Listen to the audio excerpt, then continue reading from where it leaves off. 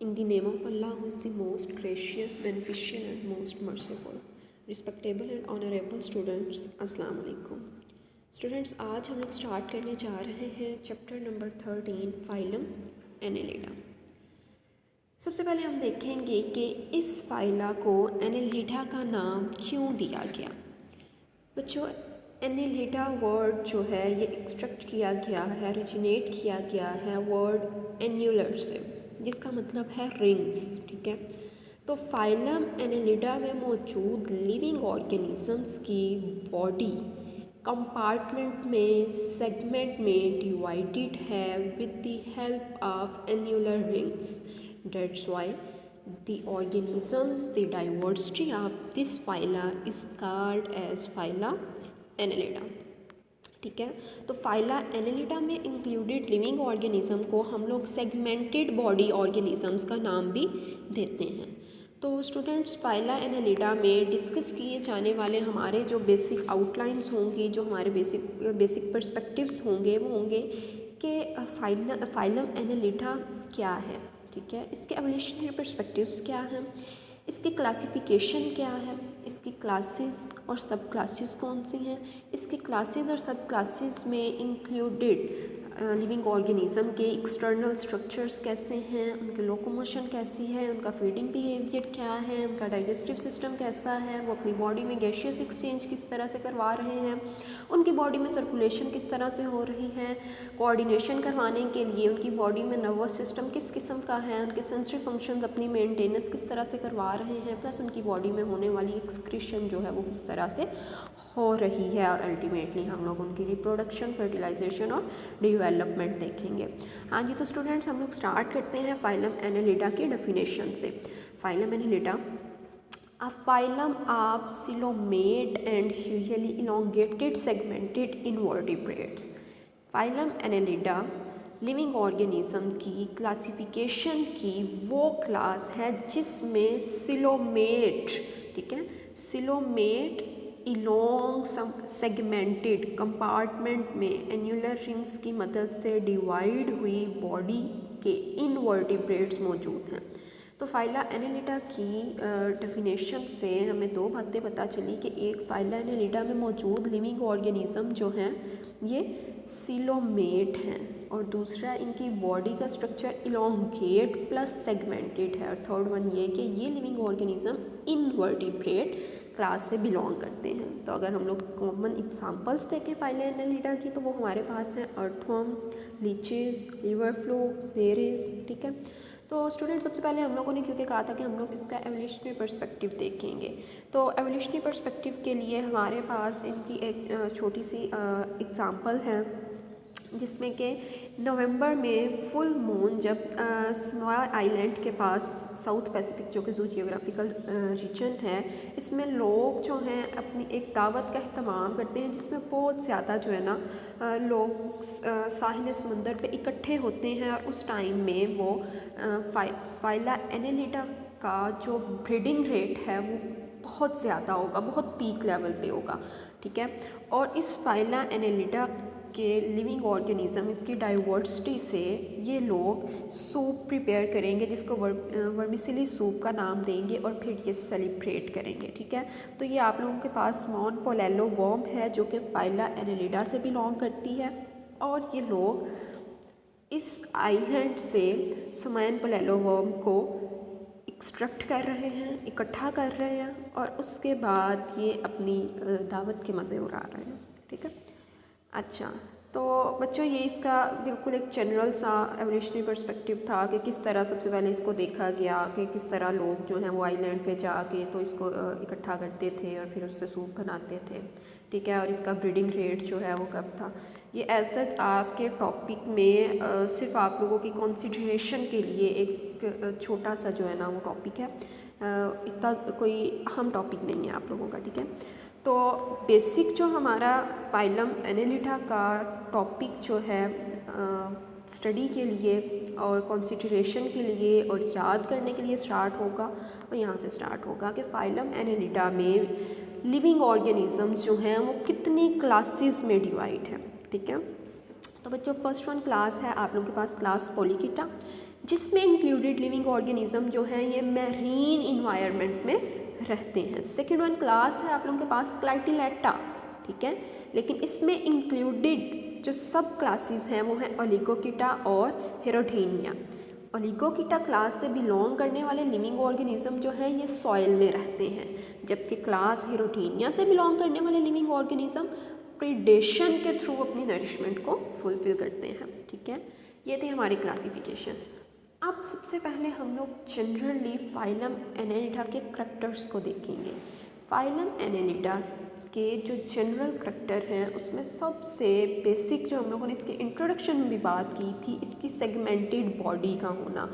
तो ये living organism अपने अंदर ऐसी कौन सी अडेप्टेशन लेके आते हैं, ऐसी कौन सी मॉडिफिकेशन लेके आते हैं, इनके अंदर ऐसा कौन सा मैकेनिज़्म होता है जिस मैकेनिज़्म के थ्रू इन लिविंग ऑर्गेनिज्म की बॉडी पिछले फाइला से, पिछली क्लासेस से अचानक ही सेगमेंटेड बॉडी में कन्वर्ट हो जाती हैं। चूँकि ये सिलोमेट हैं, इनके पास एक्टोडर्म, मेसोडर्म और एंडोडर्म मौजूद हैं, तो ये अपने वन ऑफ द सेल, ठीक है, अपनी सेल की वॉल में एक ऐसा मैकेनिज़्म रन करवाते हैं जिन मैकेनिज़्म से इनकी बॉडी जो है ये सेगमेंट्स में डिवाइड हो जाती है, और इस मैकेनिज़्म को हम लोग मेटामेरिज्म का नाम देते हैं। तो फाइलम एनेलिडा का सबसे स्पेसिफिक करैक्टर हमारे पास मेटामेरिज्म होगा। अगर हम लोग इसकी सिमेट्री की बात करें तो फाइलम एनेलिडा से बिलोंग करने वाले लिविंग ऑर्गेनिज्म जो है ये बाइलेटरल होंगे, ठीक है, ये प्रोटोस्टोम होंगे, इनकी बॉडी की शेप वर्म लाइक होगी, इनकी एपिडर्मिस पे इनके लोकोमोशन के लिए सिटी मौजूद होंगी, सर्कुलेशन का सिस्टम इनका क्लोज होगा, नर्वस सिस्टम के लिए इनकी डॉर्सल साइड पे जो है ये गैंग्लिया मौजूद होंगी और वेंट्रल साइड पे नर्व कॉर्ड मौजूद होगी, और मेटानेफ्रिडिया और प्रोटोनेफ्रिडिया के थ्रू ये लिविंग ऑर्गेनिज्म अपनी एक्सक्रीशन करवाएंगे, ठीक है। तो चूंकि हम लोगों ने फाइलम एनेलिडा में इसका सबसे स्पेसिफिक करैक्टर मेटामेरिज्म और टेगमेटाइजेशन का पढ़ा है, तो हम लोग देखेंगे कि मेटामेरिज्म बेसिकली मैकेनिज्म क्या है, ठीक है, और इसके एडवांटेजेस इन लिविंग ऑर्गेनिजम्स को क्या हैं। तो बच्चों मेटामेरिज्म जो है ये segmental arrangement of body parts है, जिसमें हर segment of the living organism, एक लिविंग ऑर्गेनिज्म की बॉडी का हर segment excretory system, nervous system, circulatory structure contain किया हुआ होगा, और हर बॉडी सेगमेंट अपना स्पेसिफिक फंक्शन जो है ये परफॉर्म करेगा, ठीक है। उसके बाद हम लोग देखते हैं कि इस मेटामेरिज्म मैकेनिज्म के बेसिक जो एडवांटेजेस हैं ये क्या हैं। तो ये मैकेनिज्म जो है लिविंग ऑर्गेनिज्म को लोकोमोट करवाने के लिए, लिविंग ऑर्गेनिज्म की स्टेबिलिटी को मेंटेन करने के लिए हाइड्रोस्टेटिक कंपार्टमेंट प्रोवाइड करता है, जिससे लिविंग ऑर्गेनिज्म इजीली स्विम भी कर सकते हैं, क्रॉल भी कर सकते हैं और बरिंग भी कर सकते हैं, ठीक है। सेकेंड वन इसका एडवांटेज ये है कि इन कंपार्टमेंट की मौजूदगी की वजह से लिविंग ऑर्गेनिज्म को इंजरी होने के चांसेस बहुत कम होते हैं, और यही वजह है कि ये लिविंग ऑर्गेनिज्म जो है इनका सर्वाइवल रेट ज़्यादा होता है। थर्ड वन एडवांटेज जो है ये है इनकी इनमें होने वाली टेगमेटाइजेशन। टेगमेटाइजेशन जो है ये लिविंग ऑर्गेनिज्म के बॉडी रीजन्स में एक स्पेशल मैकेनिज्म है, जिसमें ये कंपार्टमेंट जो हैं ये अलो करते हैं उस लिविंग ऑर्गेनिज्म को कि तुम अपने इन रीजन्स को अपनी हैबिटेट के अकॉर्डिंग मज़ीद मॉडिफाई कर सकते हो, ठीक है। तो मेटामेरिज्म के थ्रू बॉडी में बनेंगे सेगमेंट्स, और मेटामेरिज्म का एक स्पेसिफिक जो रोल होगा, फंक्शन होगा, वो होगा टेगमेटाइजेशन। टेगमेटाइजेशन से लिविंग ऑर्गेनिज्म का वो सेगमेंट इजीली अपने बॉडी को अपने फंक्शंस की परफॉर्मेंस के लिए मॉडिफाई कर सकेगा, ठीक है, करने की कैपेबिलिटी रखेगा। अब ये फंक्शंस हमारे पास कौन से होंगे? लोकोमोशन होगी, फीडिंग होगी, रिप्रोडक्शन होगी, ठीक है। अच्छा, ये हमारे पास एक सिलोमेट सेल है जिस कंपार्टमेंट की फॉर्म में, ठीक है, कंपार्टमेंट की फॉर्म में हमारे पास लिविंग फाइला एनेलिडा से बिलोंग करने वाले लिविंग ऑर्गेनिज्म का सिर्फ एक कंपार्टमेंट है, जिसमें एक कंपार्टमेंट में आपके पास गट मौजूद है, वेंट्रल साइड पे मिजेंट्री मौजूद है, डॉर्सल मिजेंट्री मौजूद है, ठीक है, ये सिलोम खाली जगह कैविटी है, और ये सेप्टा है, वो एन्यूलर रिंग है जिसने एक कंपार्टमेंट को दूसरे कंपार्टमेंट से डिस्टिंक्ट किया है, ठीक है। देन आप लोगों के पास है मेटामेरिज्म के एडवांटेजेस की एक डायग्रामेटिक फॉर्म, ठीक है। इसमें क्या है कि आपके पास कंपार्टमेंट है, सिलोम से आपके पास सारी कैविटीज़ जो हैं ये इवॉल्व हो रही हैं और ये सारी की सारी कैविटीज़ इस एक कंपार्टमेंट से बॉडी के सारे फंक्शंस जो हैं ये परफॉर्म करवा रही हैं, जिसमें एक ही कंपार्टमेंट में आपके पास सर्कुलर मसल्स मौजूद हैं, पेरिटोनियम है, इंटेस्टाइन है, एपिडर्मिस है, वेंट्रल ब्लड है, क्यूटिकल है, वेंट्रल मिजेंट्री है, विसरल पेरिटोनियम है, सेप्टम है। ये सारे के सारे एक सेल के एक बॉडी के एनेलिडा की बॉडी के कंपार्टमेंट के स्पेसिफिक फंक्शंस हैं जो इसकी सारी की सारी मेंटेनेंस को पॉसिबल बनाते हैं, ठीक है। तो यहाँ तक था हमारा general account about phylum Annelida characters. अब हम लोग चलेंगे इस फाइला की स्पेसिफिक क्लासेस की तरफ, ठीक है। तो क्लासेस में फर्स्ट वन हम लोग डिस्कस करेंगे ऐसे लिविंग ऑर्गेनिज्म की क्लास जो कि मैरीन इन्वायरमेंट में अपनी लाइफ को गुजारते हैं, और ऐसे लिविंग ऑर्गेनिज्म को फॉल करवाया गया क्लास पोलिकेटा में, ठीक है। तो क्लास पोलिकेटा के जो करैक्टर्स हैं उनको अगर हम डिस्कस करें तो हैबिटेट की बेस पे ये मैरीन इन्वायरमेंट में रहते हैं, इनकी लेंथ 5 to 10 सेंटीमीटर होगी, इनकी स्पीशीज 300 है और largest class of the Annelida है, ठीक है। नेक्स्ट वन है हमारे पास अगर तो ये मैरीन इन्वायरमेंट में रहते हैं तो मैरीन इन्वायरमेंट में भी रहने के इनके कौन से स्पेसिफिक हैबिटेट हैं, ठीक है। ये ओशन फ्लोर में रहते हैं, रॉक्स में रहते हैं, अंडर द रॉक्स रहते हैं, शेल्स में रहते हैं, ठीक है। कोरल रीफ्स जो बनती हैं उनके अंडर रहते हैं, और कुछ जो हैं वो अपने आप को इन रॉक्स और इन कोरल रीफ्स के अंडर जो है वो भरो कर लेते हैं। अगर हम इनके एक्सटर्नल स्ट्रक्चर की बात करें जो कि इनकी लोकोमोशन में हेल्प आउट करते हैं तो वो हमारे पास है पैरापोडिया और सिटी। पैरापोडिया जो हैं ये लेटरल एक्सटेंशंस हैं जो काइटिन की बनी हुई हैं, जबकि सिटी जो है ये bristle secreted from the distal end of the parapodia. Parapodia के बिल्कुल एंड पे ब्रिसल सिक्रेटेड्स हैं और ये भी लोकोमोशन में इन्वॉल्व होंगी। तो ये आप लोगों के पास है एग्जाम्पल, ये जो आपके पास थ्रेड लाइक स्ट्रक्चर होगा ये आपके पास होगा सिटी, और जो आप लोगों के पास जो एक्सटेंशन है थ्रेड लाइक हैं ये आपके पास पैरापोडिया है, और जो इसके आपको बॉटम में सबस्ट्रेट नज़र आ रहा है ये इसका सिटी है, ठीक है। इसके अलावा ये आप लोगों के पास है पैरापोडिया और सिटी की प्रॉपर डायग्राम। अच्छा, और यहाँ आपको एक बात ये पता चलेगी कि अगर तो पैरापोडिया और सिटी जो है इसका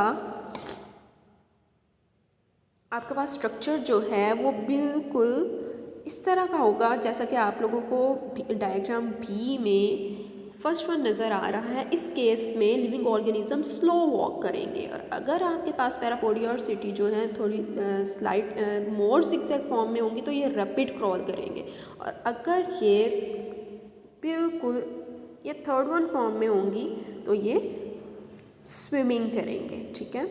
उसके बाद हम लोग एक्सटर्नल स्ट्रक्चर की बात करें लोकोमोशन के लिए तो इन लिविंग ऑर्गेनिज्म के पास प्रोस्टोमियम होंगे। प्रोस्टोमियम आपके पास बेसिकली बच्चों एक लोब है जो फाइला एनेलिडा की डॉर्सल इंटीरियर साइड पे मौजूद होगी, और इस लोब में फाइला एनेलिडा से बिलोंग करने वाले लिविंग ऑर्गेनिज्म की आइज होंगी, एंटीना पार्ट्स होंगे और न्यूट्रल ऑर्गन्स होंगे।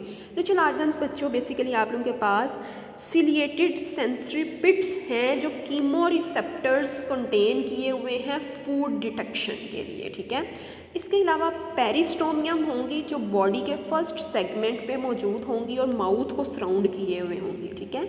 और एनेलिडा जो हैं नॉन लिविंग क्यूटिकल भी सीक्रेट करते हैं जो कि एपिडर्मिस को प्रोटेक्ट करती है। तो ये बच्चों आप लोगों के पास स्ट्रक्चर है प्रोस्टोमियम का और पेरिस्टोमियम का, ठीक है। इसकी डॉर्सल व्यू है और ये इसका वेंट्रल व्यू है। अब हम लोग देख लेते हैं कि प्रोस्टोमियम और पेरिस्टोमियम में बेसिकली आपके पास कौन से कंपोनेंट्स आएंगे। प्रोस्टोमियम जो है ये इसके पास 2 एंटीना होंगे और 2 सेगमेंट्स होंगे जिनको पार्ट्स का नाम दिया जाएगा, और पेरिस्टोमियम जो है इनके पास 4 टेंटिकुलर सिराई के पेयर होंगे, ठीक है। और ये खुद को मॉडिफाई करेंगे लाइट के डिटेक्शन के लिए, ठीक है, चूँकि ये कीमोरिसेप्टर्स कंटेन किए हुए हैं। ये आप लोगों के पास बच्चों डायग्राम है क्लास पोलिकेटा से बिलोंग करने वाले लिविंग ऑर्गेनिज्म की। उसके बाद हम लोग देखेंगे कि इनका फीडिंग और डाइजेस्टिव सिस्टम जो है ये किस फीडिंग बिहेवियर क्या है, डाइजेस्टिव सिस्टम किस तरह से है। डाइजेस्टिव ट्रैक इनका स्ट्रेट ट्यूब होगा, फेरिंक्स से स्टार्ट होगा और फेरिंक्स जो है ये फर्दर इवॉल्व की होगी प्रोबॉसिस में, फिर ट्रॉप आएगा जो स्टोरेज सैक के तौर पे एक्ट करेगा, गिजर्ड आएगा जो ग्राइंडिंग और मास्टिकेशन करवाएगा, इंटेस्टाइन आएगी जो लॉन्ग और स्ट्रेट होगी, ठीक है।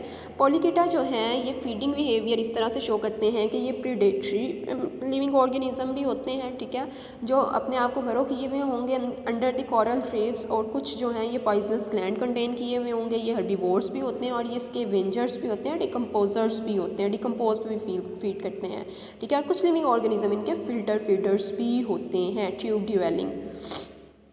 ये आप लोगों के pass on the basis of feeding behaviour तमाम पॉलीकेटा लिविंग ऑर्गेनिज्म की डायग्राम्स हैं, ठीक है। उसके बाद हम लोग देखेंगे कि इनकी फीडिंग के बाद इनकी डाइजेशन जो है ये किस तरह से, फीडिंग और डाइजेशन के बाद इनकी बॉडी में जो वेस्ट मटेरियल हैं वो किस तरह से खुद को एलिमिनेट करते हैं और किस तरह से सर्कुलेट करते हैं। इनके बॉडी में वेस्ट जो हैं ये वाटर की मदद से सर्कुलेट करते हैं, ठीक है। और पॉलीकीट्स जो हैं ये सबस्ट्रेट रिच होते हैं, ऑर्गेनिक मॉलिक्यूल्स को एब्जॉर्ब कर सकते हैं 20 to 40%, और जो फूड जो है इनकी बॉडी वॉल के अक्रॉस जो है ये मूव करता है। गैसेस एक्सचेंज के लिए ये डिफ्यूजन के प्रोसेस को जो है वो अडेप्ट करते हैं अक्रॉस दी बॉडी वॉल, और पैरापोडिया की मदद से अपनी सरफेस एरिया जो है गैसेस एक्सचेंज को इन्हांस करने के लिए वो इंक्रीज़ करते हैं। सर्कुलेटरी सिस्टम इनका क्लोज होगा, ऑक्सीजन मॉलिक्यूल्स के थ्रू कैरी करेंगे जिनको रिस्पायरेटरी पिगमेंट के पास लेके जाएंगे, ब्लड इनका कलरलेस होगा, ग्रीन या फिर रेड भी हो सकता है। गैसेस एक्सचेंज और सर्कुलेशन के लिए डॉर्सल एओर्टा जो है और वेंट्रल एओर्टा उसको यूज़ करेंगे, और विद इन द डॉर्सल और वेंट्रल एओर्टा कैपिलरीज भी मौजूद होंगी। और अगर इनके नर्वस सिस्टम और सेंसरी मेंटेनेंस फंक्शंस की बात करें तो इनके पास सुप्राफेरेंजियल गैंग्लिया और सब फेरेंजियल गैंग्लिया मौजूद होंगे। सुप्राफेरेंजियल गैंग्लिया जो है ये मोटर और सेंसरी फंक्शंस को कंटेन क्या करेगा,